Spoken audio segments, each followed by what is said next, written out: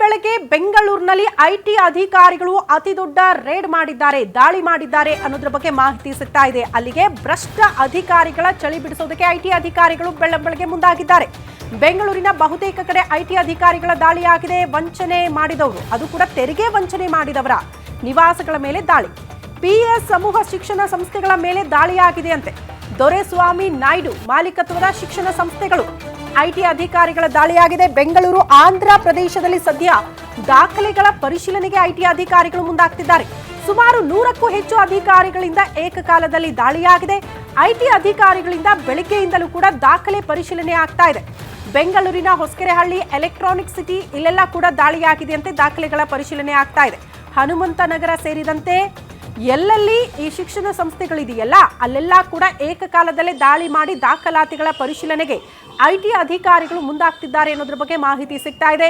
ಎಲ್ಲ ಕಡೆ ಕೂಡ ತೆರಿಗೆ ವಂಚನೆ ಆದರೆ ಮಾತ್ರ ಐಟಿ ಅಧಿಕಾರಿಗಳು ಈ ರೀತಿ ದಾಳಿ ಮಾಡೋದು. ಅವ್ರಿಗೆ ತೋರಿಸೋ ಲೆಕ್ಕನೇ ಬೇರೆ ಇರುತ್ತೆ. ಮತ್ತೊಂದು ಮೂಲದಿಂದ ಹಣ ಪಡೆದುಕೊಳ್ಳುವಂತಹ ಪ್ಲಾನಿಂಗ್ ಅಲ್ಲಿ ಈ ರೀತಿ ಕೆಲ ಉದ್ಯಮಿಗಳು ಇರ್ತಾರೆ. ಅದೇ ರೀತಿ ತೆರಿಗೆ ವಂಚನೆ ಮಾಡಿರುವ ವಿಚಾರಕ್ಕೆ ಸಂಬಂಧಪಟ್ಟಂತೆ ಮಾಹಿತಿಯನ್ನು ಕಲೆ ಹಾಕಿ ಐಟಿ ಅಧಿಕಾರಿಗಳು ಸುಮಾರು 100ಕ್ಕೂ ಹೆಚ್ಚು ಅಧಿಕಾರಿಗಳು ಈ ಪಿಎಸ್ ಸಮೂಹ ಸಂಸ್ಥೆಗಳು, ಶಿಕ್ಷಣ ಸಂಸ್ಥೆಗಳಿಗೆ ಸಂಬಂಧಪಟ್ಟಂತ ಎಲ್ಲೆಲ್ಲಿ ಬ್ರಾಂಚ್ಗಳಿದೆಯಲ್ಲ ಏಕಕಾಲದಲ್ಲಿ ಅಷ್ಟು ಬ್ರಾಂಚ್ಗಳ ಮೇಲೆ ದಾಳಿ ಮಾಡಿದ್ದು ಸತತವಾಗಿ ದಾಖಲೆಗಳ ಪರಿಶೀಲನೆಗೆ ಐಟಿ ಅಧಿಕಾರಿಗಳು ಮುಂದಾಗಿದ್ದಾರೆ ಅನ್ನೋದು ಸದ್ಯ ಇರುವಂತಹ ಮಾಹಿತಿ.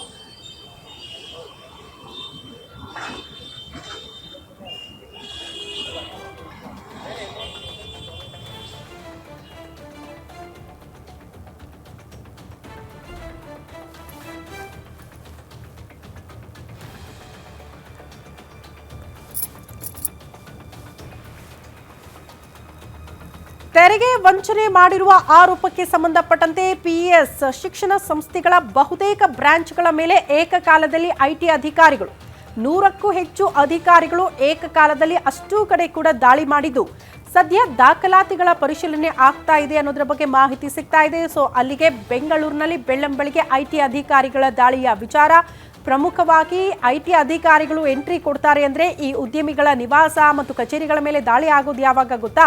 ತೆರಿಗೆ ವಂಚನೆ ಆದಾಗ ಮಾತ್ರ. ಯಾಕಂದ್ರೆ ತೋರಿಸೋ ಲೆಕ್ಕ ಬೇರೆ ಇರುತ್ತೆ, ಮತ್ತೊಂದರ ರೀತಿಯಲ್ಲಿ ತೆರಿಗೆ ವಂಚನೆ ಮಾಡಿ ಬೇರೆ ಮೂಲದಿಂದ ಹಣ ಪಡೆದುಕೊಳ್ತಿರ್ತಾರೆ. ಹಾಗಾಗಿ ಅದೆಲ್ಲ ದಾಖಲಾತಿಗಳ ಪರಿಶೀಲನೆಯಲ್ಲಿ ಐಟಿ ಅಧಿಕಾರಿಗಳು ತೊಡಗಿದ್ದಾರೆ ಅನ್ನೋದ್ರ ಬಗ್ಗೆ ಮಾಹಿತಿ ಸಿಗ್ತಾ ಇದೆ. ಒಂದು ಮಧ್ಯಾಹ್ನದ ಹೊತ್ತಿಗೆ ಯಾವ ರೀತಿ ತೆರಿಗೆ ವಂಚನೆಗಳ ಆಗಿದೆ ಅನ್ನೋದ್ರ ಬಗ್ಗೆ ಒಂದು ಕ್ಲಿಯರ್ ಪಿಕ್ಚರ್ ಸಿಕ್ಕಿಬಿಡುತ್ತೆ. ಹಾಗಾಗಿ ಐಟಿ ಅಧಿಕಾರಿಗಳು ಎಲ್ಲಾದ್ರೂ ನೀವು ತೆರಿಗೆ ವಂಚನೆ ಮಾಡ್ತೀರಿ ಅಂದ್ರೆ ಒಂದಲ್ಲ ಒಂದು ಸಾರಿ ಐಟಿ ಅಧಿಕಾರಿಗಳ ಕೈಗೆ ತಗ್ಲಾಕೊಳ್ತೀರಿ, ಹುಷಾರಾಗಿರಿ. ಸೊ ಬೆಳ್ಳಂಬೆಳಗ್ಗೆ ಇವತ್ತು ಹಲವು ಪಿಎಸ್ ಶಿಕ್ಷಣ ಸಂಸ್ಥೆಗಳ ಹಲವು ಬ್ರಾಂಚ್ಗಳ ಮೇಲೆ ಏಕಕಾಲದಲ್ಲಿ ದಾಳಿಯಾಗಿರುವುದನ್ನು ಗಮನಿಸ್ತಾ ಇದ್ದೀರಿ. ಈಗಲೂ ಕೂಡ ದಾಖಲೆಗಳ ಪರಿಶೀಲನೆ ಕೂಡ ಆಗ್ತಾ ಇದೆ. ಈ ಬಗ್ಗೆ ಮತ್ತಷ್ಟು ಮಾಹಿತಿನ ಕೊಡ್ತಾ ಹೋಗ್ತಾರೆ ಹಿರಿಯ ಪ್ರತಿನಿಧಿ ಅಜಯ್, ನೇರ ಸಂಪರ್ಕದಲ್ಲಿ ಜಾಯಿನ್ ಆಗ್ತಿದ್ದಾರೆ. ಅಜಯ್, ಬೆಳ್ಳಂಬೆಳಗ್ಗೆ ಐಟಿ ಅಧಿಕಾರಿಗಳ ದಾಳಿ ಏನೆಲ್ಲ ಬೆಳವಣಿಗೆ ಆಗ್ತಾ ಇದೆ, ಡೀಟೇಲ್ಸ್ ಅನ್ನ ಕೊಡ್ತಾ ಹೋಗೋದಾದ್ರೆ? ಖಂಡಿತ. ಅಂದ್ರೆ ಬೆಳ್ಳಂಬೆಳಗ್ಗೆ ಐಟಿ ಅಧಿಕಾರಿಗಳು ಪಿಎಸ್ ಸಮೂಹ ಸಂಸ್ಥೆಗಳನ್ನ ಕೊಟ್ಟಿರುವಂತ ಅಂದ್ರೆ ತಡರಾತ್ರಿಯ ಈ ಒಂದು ದಾಳಿಯನ್ನ ಮಾಡಿರುವಂತ ಐಟಿ ಅಧಿಕಾರಿಗಳು ಕೆಲವೊಂದಷ್ಟು ದಾಖಲೆಗಳನ್ನ ಪರಿಶೀಲನೆಯನ್ನ ಮಾಡುವಂತ ಕೆಲಸವನ್ನ ಮಾಡ್ತಾ ಇದ್ದಾರೆ. ಪ್ರಮುಖವಾಗಿ ಪಿಎಸ್ ಸಂಸ್ಥೆಗಳು ಅಂದ್ರೆ ಬೆಂಗಳೂರು ಸೇರಿದಂತೆ ಆಂಧ್ರದಲ್ಲೂ ಕೂಡ ದೊಡ್ಡ ಮಟ್ಟದ ದಾಳಿಯನ್ನ ಮಾಡಿದ್ರೆ 100ಕ್ಕೂ ಹೆಚ್ಚು ಅಧಿಕಾರಿಗಳು ಏಕಕಾಲಕ್ಕೆ ದಾಳಿಯನ್ನ ಮಾಡಿ ಕೆಲವೊಂದಷ್ಟು ಅಂಶಗಳನ್ನ ಅಂದ್ರೆ ಅಲ್ಲಿ ಕೆಲವೊಂದಷ್ಟು ಆದಾಯ ಮೀರಿ ಆಸ್ತಿ ಮಾಡಿರುವಂತದ್ದು, ಜೊತೆಗೆ ತೆರಿಗೆ ವಂಚನೆ ಮಾಡಿರುವಂತ ಕೆಲವೊಂದಷ್ಟು ಆರೋಪಗಳಿತ್ತು. ಹೀಗಾಗಿ ದಾಳಿ ಮಾಡಿರುವಂತ ಐಟಿ ಅಧಿಕಾರಿಗಳು ಕೆಲವೊಂದಷ್ಟು ದಾಖಲೆಗಳನ್ನ ಪರಿಶೀಲನೆಯನ್ನ ಮಾಡ್ತಿರುವಂತದ್ದು. ಪ್ರಮುಖವಾಗಿ ಇಲ್ಲಿ ಬೆಂಗಳೂರಿನ ಹೊಸಕೆರೆಹಳ್ಳಿ ಬಳಿ ಇರುವಂತಹ ರಿಂಗ್ ರೋಡ್ ಬಳಿ ಇರುವಂತಹ ಒಂದು ಪಿಎಸ್ ಯೂನಿವರ್ಸಿಟಿ ಏನಿದೆ, ಇಲ್ಲೂ ಕೂಡ ದಾಳಿಯನ್ನ ಮಾಡಲಾಗಿದೆ. ಅದೇ ರೀತಿಯಾಗಿ ಹನುಮಂತ ನಗರದ ಬಳಿ ಇರುವಂತಹ ಮತ್ತೊಂದು ಪಿಎಸ್ ಕಾಲೇಜ್ ಏನಿದೆ, ಅಲ್ಲೂ ಕೂಡ ದಾಳಿಯನ್ನ ಮಾಡಲಾಗಿದೆ. ಜೊತೆಗೆ ಎಲೆಕ್ಟ್ರಾನಿಕ್ ಸಿಟಿ ಬಳಿ ಇರುವಂತಹ ಮತ್ತೊಂದು ಕಾಲೇಜ್ ಆಗಿರ್ಬೋದು, ಜೊತೆಗೆ ಆಂಧ್ರದ ಕುಪ್ಪಂ ಕಾಲೇಜ್ ಸೇರಿದಂತೆ ಒಟ್ಟು ಹಲವು ಕಡೆಗಳಲ್ಲಿ ದಾಳಿಯನ್ನ ಮಾಡಿ ಐಟಿ ಅಧಿಕಾರಿಗಳು ತನಿಖೆಯನ್ನ ಮಾಡ್ತಾ ಇದ್ದಾರೆ. ಅದೇ ರೀತಿಯಾಗಿ